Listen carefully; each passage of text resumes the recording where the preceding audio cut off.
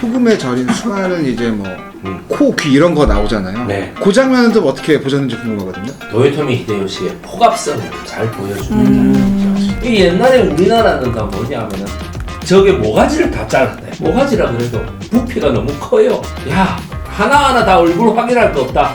코만 빼가지고 다 보내라 이러는 이번에 가장 많이 사람들이 전란을 보고 나서 얘기했던 역사적인 부분이 경복궁 재건이었어요. 실제로는 그때 경복궁 재건을 이렇게 선조가 힘을 쏟지 않았다. 그 정도는 그 정도 아니었다. 그래서 막 이런 얘기가 많이 나왔는데 선조가 나 경복궁을 다시 세워야 되겠다. 어떻게든 다시 세워야 되겠다 했던 기록은 없습니다.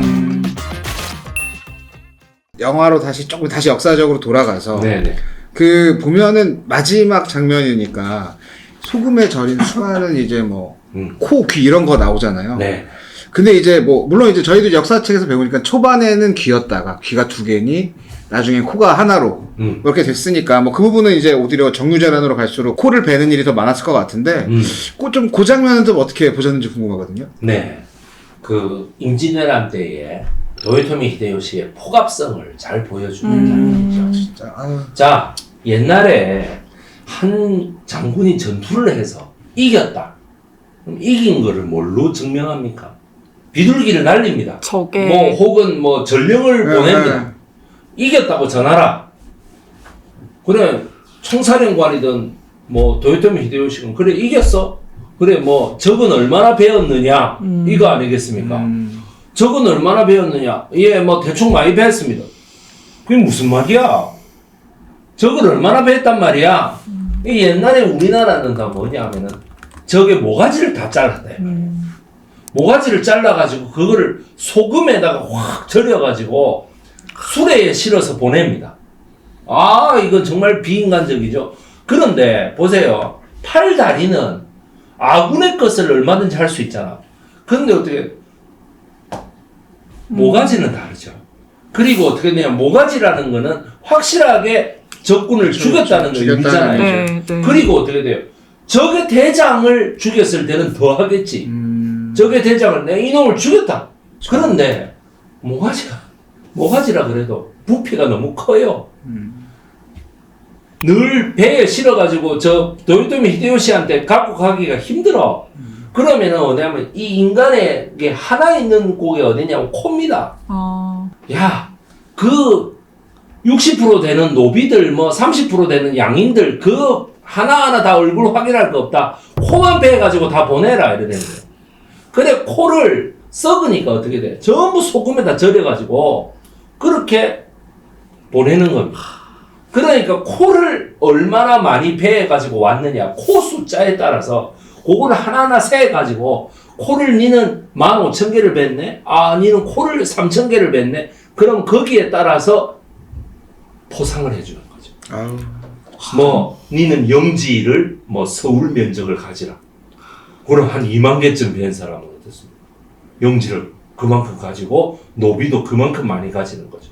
100개밖에 못 빼는 애는 뭐 그만큼 또 가지는 거예요. 뭐 수원 광교에 호수 하나 가지라. 뭐 이러면은 호수를 가지고 거기서 물고기 잡고 살아라 이거죠.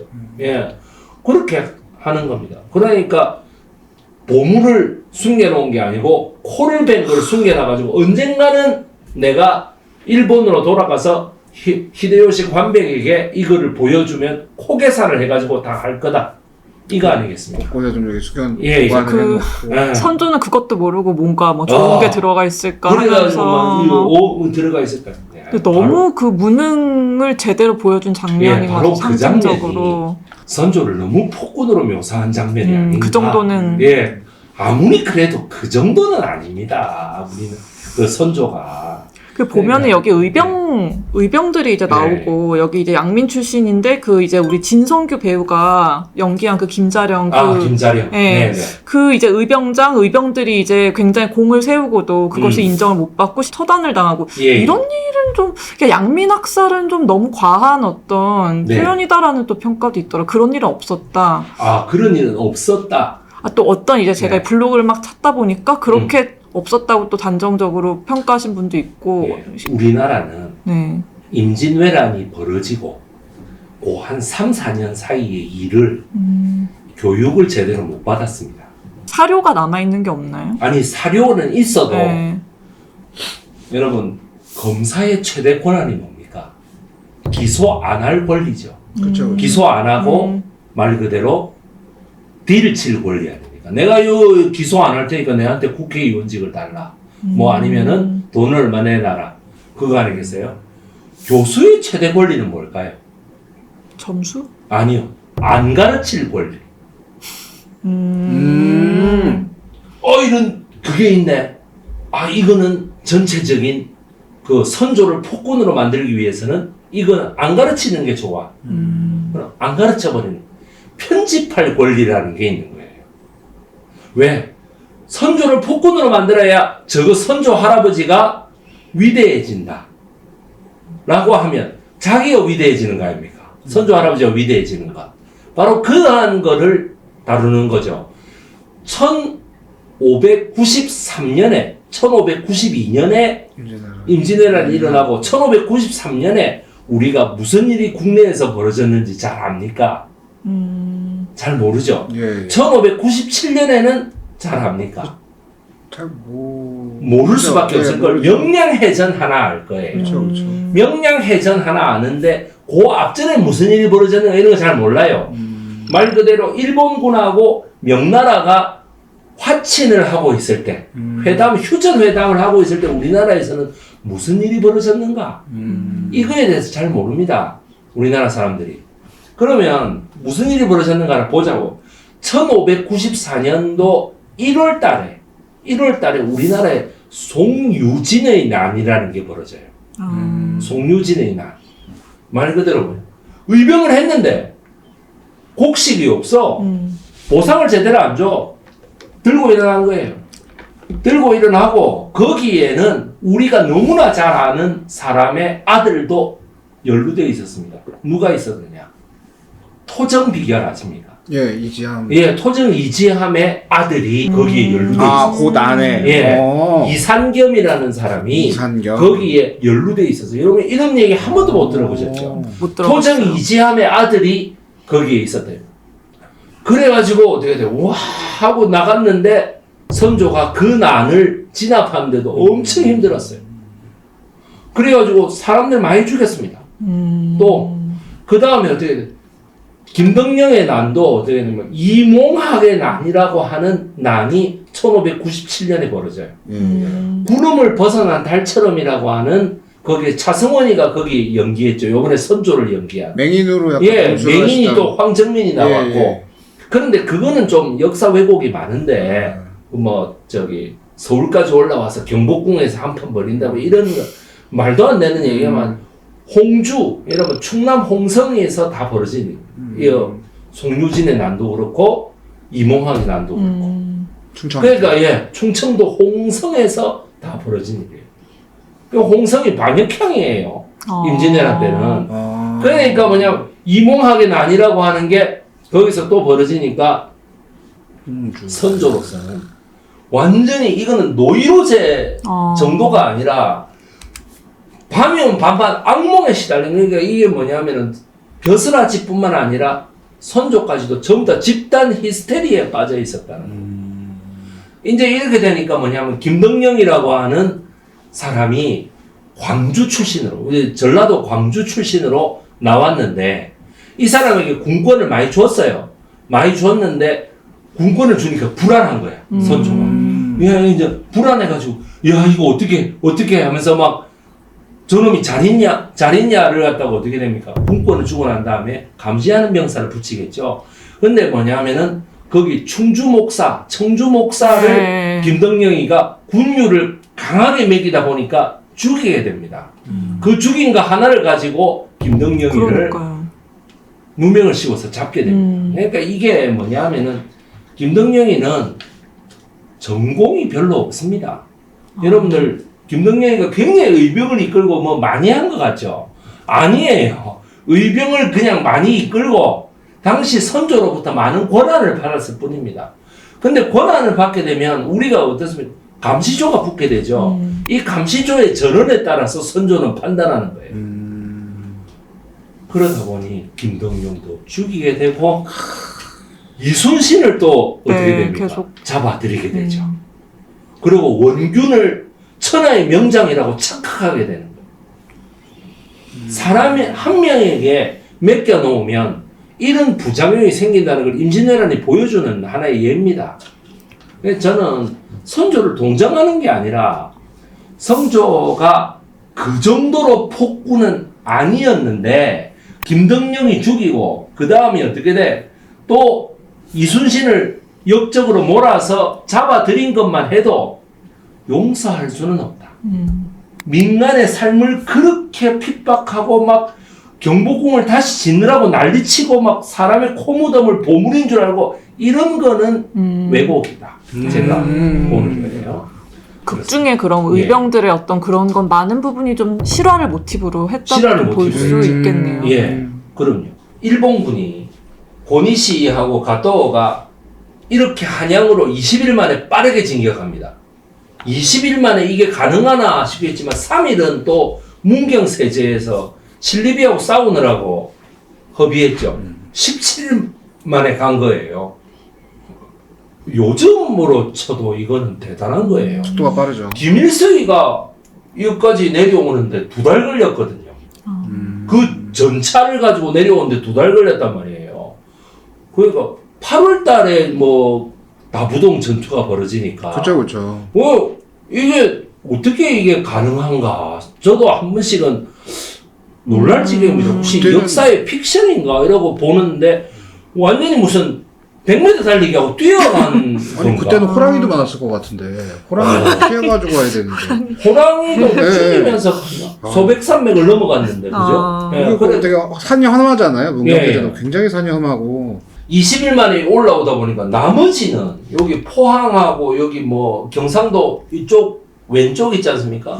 여기에는 전쟁이 일어난 줄도 몰라요. 아마 그랬을 것 같아요.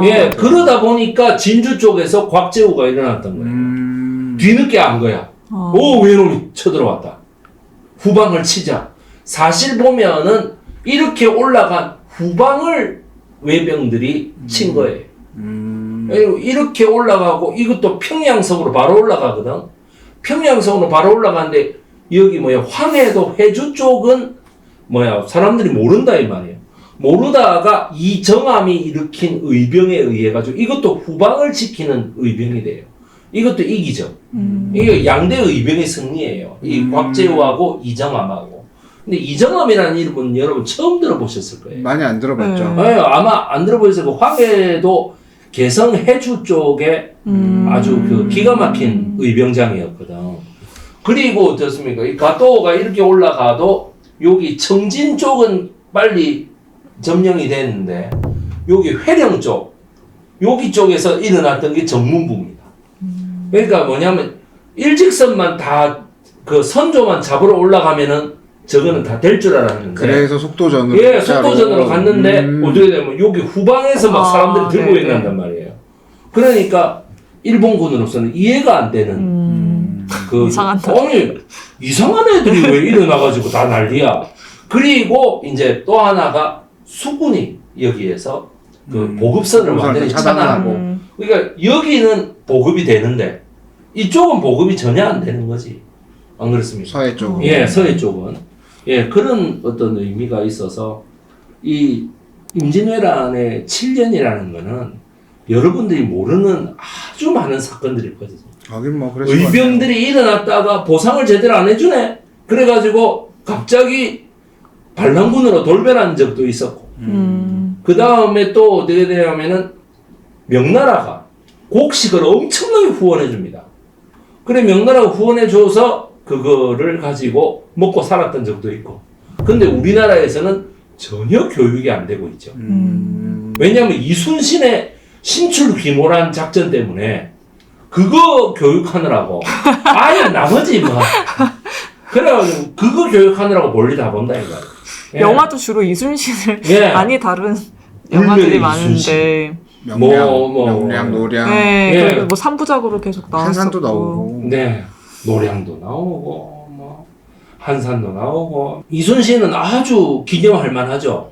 아주 최고의 상시의 세계 최고의 무장 아닙니까? 세계적으로 봐도. 그렇죠, 네. 그렇죠. 권율 장군도 그렇고, 뭐, 당연히 도요토미 히데요시가 저 이순신하고 권율을 매수를 해가지고 우리 쪽으로 데리고 온나. 그런 것도 교육을 안 합니다. 왜 안 하는지 모르겠습니다. 아, 포섭을 하려고 했다. 예. 아. 야, 얼마면 돼? 라고 했던 유명한 얘기가 있거든요. 그 기카와를 중간에 포섭해서 이렇게 양민을 치려고 했던 그건 조선에서도 맞는 건가요? 좀 이제 예. 외장수를 포섭을 해서 음. 이렇게 활용한 적도 있었나요? 순회와 항회의 개념을 아셔야 됩니다. 우리가 얼핏 듣기에 순회가 친일파고, 그죠? 어려워. 항회가 뭐 독립군이다 이렇게 생각하기 쉬운데, 그게 뭐 항회라는 거는 말 그대로 왜군에 항거한 왜군. 아, 투항원 왜군. 그러니까 항복한 왜군. 예. 그 다음에 순회라는 건 뭐겠습니까? 말 그대로 친일파죠. 왜 수등한. 예. 그래 우리는 순종적인. 그거 뭐야? 중인 계급들이 많이 역관이나 이런 애들이 많이 그 항복을 하고 길잡이 노릇을 했거든. 그러니까 조선 후기에 그 양반들이 더 보수적인 정치, 극우적인 정치로 중인들을 누르는 거예요. 아, 중인들에 대한 불신이 예. 거기서 싹이 튀는 거죠. 역관 저놈들은 다 나쁜 놈들이야. 예. 그런 사상이 나중에 장희빈까지 연결돼요.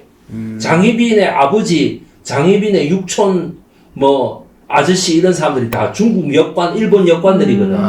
그러니까 뭐냐 하면은 외장들이 항복한 거를 이용해서 그거를 통해서 보물을 얻고 나중에는 팽시키려고 했다. 네네네. 야, 저는 그 정도까지 가면은 선조의 정치적 능력이 어느 정도까지였는지를 야, 대단한 거지. 그 정도면 우리나라 박정민을 이용해가지고 잘 이용해 먹고 나중에는 그거를 칠하는 거 아닙니까? 그런데 어떻게 돼? 외놈들이 그거를 다 알아채고 그 조총을 전부 다 정비를 맡겨가지고 요번에 저기 이스라엘 하마스 저기 뭡니까? 레바논에 그 애들 뭐 삐삐가 한꺼번에 폭발하듯이 이런 식으로 했다는 거 아니에요. 그래 뭐 정비를 우리에게 맡기지 않았더냐 이 나쁜 놈들아 뭐 이러면서 우리가 모를 줄 알았냐 뭐 이렇게 얘기하잖아요. 나는 야, 그 정도 일이 실제로 있었으면은 그 정도 일은 아마 감독이 요즘의 정치 전쟁을 보고 아마 아이디어를 좀 냈을 거예요. 그건 좀 과한 설정. 그건 좀 너무 과한 설정입니다. 항외들이 의병들이 이제 순회 말 그대로 친일파를 처단하러 다니고 그 다음에 항회를 그 이용하는 것이 이괄의 난이죠.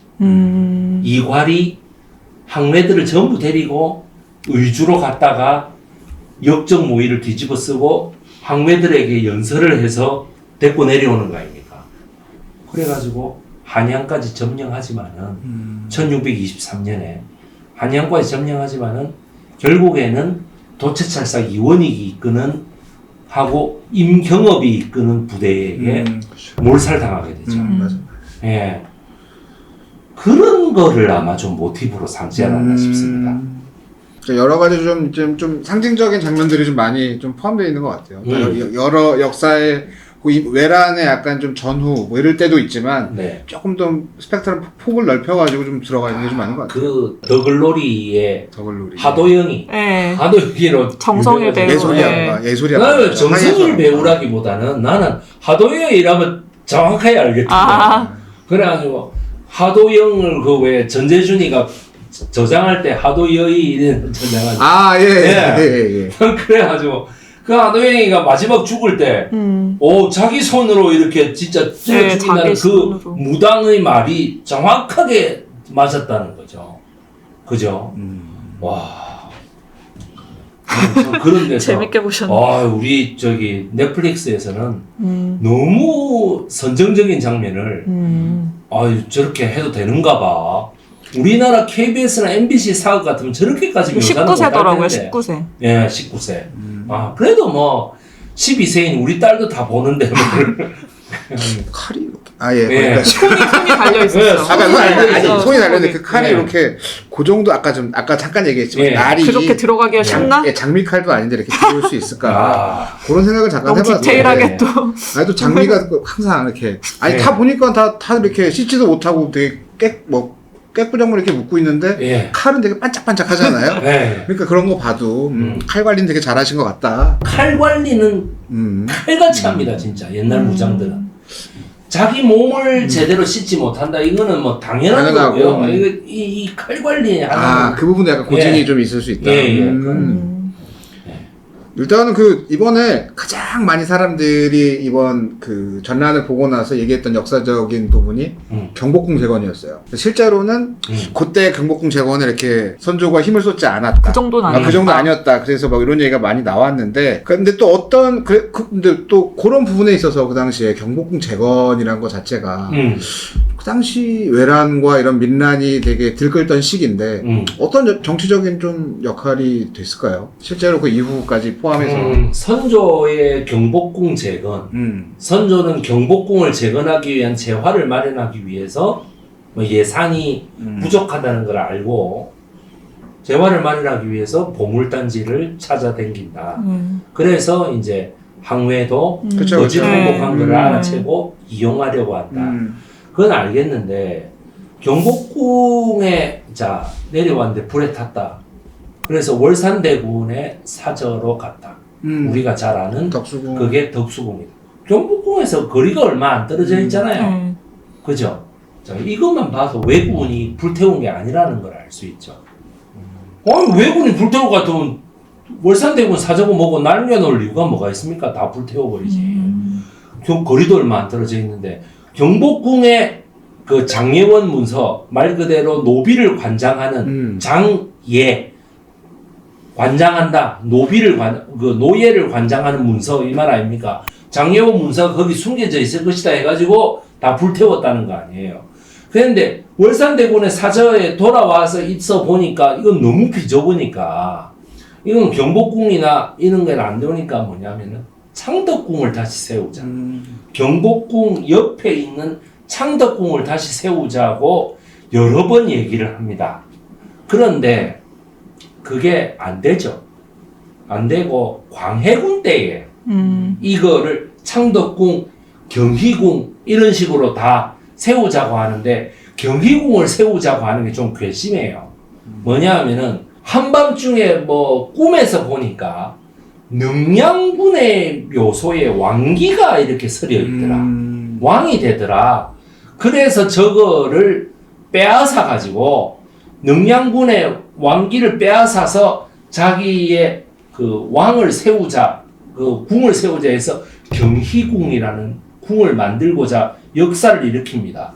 창덕궁 하나 세우는 것도 지금 휘청휘청하는데 경희궁까지 다시 세우자고 하니까 이거는 도저히 안 되겠다 이래가지고 마침 영창대군을 삶아 죽여버린단 말이죠. 광해. 그 뭐냐면은 말 그대로 자기의 왕을 뺏으려고 하니까 그 경희궁을 세우는 거를 강행했을 거 아니겠습니까? 그러니까 아주 못됐다 이 말이에요. 그러니 광해군이 쫓겨나는 거예요. 역사는 이렇습니다. 선조가 그거를 나 경복궁을 다시 세워야 되겠다. 어떻게든 다시 세워야 되겠다 했던 기록은 없습니다. 그 이후에 이제 뭐 창덕궁이나 이런 거를 이렇게 하다가 이제 그럼 이제 대원군 때 가서야 이제 경복궁이 올라오고 경이 그 사이에 경복궁이 어떻게 돼 있었겠습니까? 그 기간 동안 그럼 완전히 그냥 폐허로 남아 있던 거예요. 뭐 개가 똥 싸고 있고 진짜입니다. 개가 똥 싸고 있고 그 노숙자 생기고 뭐 그냥 병사들이 지키고 있고 육조골이 바로 앞에 있으니까 뭐 바로 앞에 있으니까. 그러니 그 흉물스러운 거를 보면서 어떻게 왕권이 똑바로 서겠냐고요. 그래서 대원군이 그거부터 한 거다. 대원군이 그걸 똑바로 세워야 되겠다라고 생각한 거는 세도 정치가 이렇게까지 1801년부터 1863년까지 62년 동안 한갑자를 지난 거 아닙니까? 이렇게 된 거는 왕권이 약해서 그런 거다. 그래가지고 경복궁부터 다시 짓자. 이제는 경복궁을 다시 지어도 된다. 근데 짓는 비용은 남양 조씨, 풍양 조씨, 안동 김씨가 다 내라. 그래가지고 짓는 거란 말이에요. 보면 평민들이 그렇게 상황이 힘든데 먹고 살기 힘들 때 계속 말이지. 그 얘기를 하는 게 솔직히 어이가 없거든요. 바로 그게 지금 같은 민주주의 사회면은 이거는 어느 정도만 복구하고 국민들의 삶을 더 강력하게 해야 된다. 그게 되는데 옛날에는 무조건 왕권이 이거라니까요. 그거를 신하들의 권리로서 어느 정도 계속 그 침해하다 보니까 흥선대원군이 딱 든 생각은 뭐냐면 경복궁을 다시 지어야 돼. 완벽한 배착이었죠. 경복궁 중건이 웬 말입니까? 그리고 어떻게 돼? 평민들이 그 30% 되는 평민들이 다시금 나라를 중건하기 위해서 대체 사상으로 믿었던 천주교는 그렇게 박해를 하고 1860년대에 일어났던 최고의 천주교 박해가 흥선대원군 때 박해 아닙니까? 그렇죠, 그렇죠. 그렇게 모가지를 다 잘라가지고 그 온 종로바닥에 다 진열해 놓고 우리나라에 반역을 하면 이렇게 된다. 그게 말이 되는 소리입니까? 그게. 그거는 흥선대원군이 절대로 용서받을 수 없는 하나의 이야기입니다. 다시 봐도 아픈 역사가 네. 많아요. 조선이 망했다라고 하는 역사적 사실이 있으면 이렇게 하면 조선은 안 망했을 거야 라고 자꾸 얘기를 하는 거는 어떻게 보면 당연한 거겠죠. 이렇게 하면 안 망했을 거야. 근데 망했으면 망했을 이유가 정확하게 있다라고 얘기하는 것도 역사학자의 의무라고 저는 생각합니다. 이게 참 역사라는 게 어쨌든 우리는 단편적으로 일개 사건들의 연속성을 알지만 이게 한순간도 멈추지 않았기 때문에 임진왜란으로 인해 말미암아서 이후의 역사가 아무래도 어느 정도 상당한 영향을 끼쳤을 것 같아요. 그런 그렇습니다. 식으로 부정적으로. 네. 아유, 정말 많은 얘기를 했는데요. 영화 한 편으로. 네. 마음이 아프네요. 마음이 아프죠. 근데 또 조선이 이렇게 또 어느 정도는 이렇게 정리가 돼서 민주주의 사회가 저희가 뭔가 아니겠습니까? 그래서 뭐 그런 부분도 예, 우리가 오늘날 이렇게 세계 한 11위에서 13위 정도의 경제 대국을 견산한 것도 사실 역사가 이렇게 쭉 이뤄온 어떤 개념이겠죠. 근데 옛날 영화를 보고 있으면 아니 어떻게 저러고 살지? 더군다나 왜냐면 옛날로 딱 돌아가면 1960년대까지만 해도 여러분들 지금 돌아가시면 살 수 있을 것 같습니까? 못 살 것 같죠. 지금 마음으로는. 뭐 때문에 못 살 것 같습니까? 제일 제가 그런 걸 제가 포장이 안 돼서 살기가 좀 힘들 것 같아요. 포장이요? 포장? 예, 흰 운동화를 제가 자주 신는데 아, 때 같아가지고 네, 아. 그런 거가 좀 스트레스 받아요. 아니 그러면 뭐 백이민족이고 우리가 그 흰 고무신 잘 신었는데 고무신 이렇게 닦으면 되죠. 아, 네, 그렇습니다. 좀 자유가 없었잖아요. 그때는 어떤 사상적인. 이 보고 듣고 냄새 맡고 맛보고 이거 중에 이 만지고 이거 중에 코 때문에 아마 못 사시 싶어요. 아, 냄새 때문에. 냄새가 그런 악취가 없어요. 1960년대만 해도. 왜냐하면 1966년까지 우리나라에 수세식 화장실이라고 하는 보급률이 5%입니다. 5%. 우리가 냄새에서 해방됐다는 것만 해도 이게 얼마나 살기 좋은 세상이에요. 지금은 수세식 화장실의 보급률이 97% 아닙니까? 슬슬 마무리를 예, 이제 예. 생각해보니까 언제 60년대까지 왔는지 제가 모르겠는데 예. 1597년에서 잠깐 있었는데 대원군 짓고 바로 온 것 같아요. 후세식 화장실 멀리 갔어요. 빨리. 그때까지는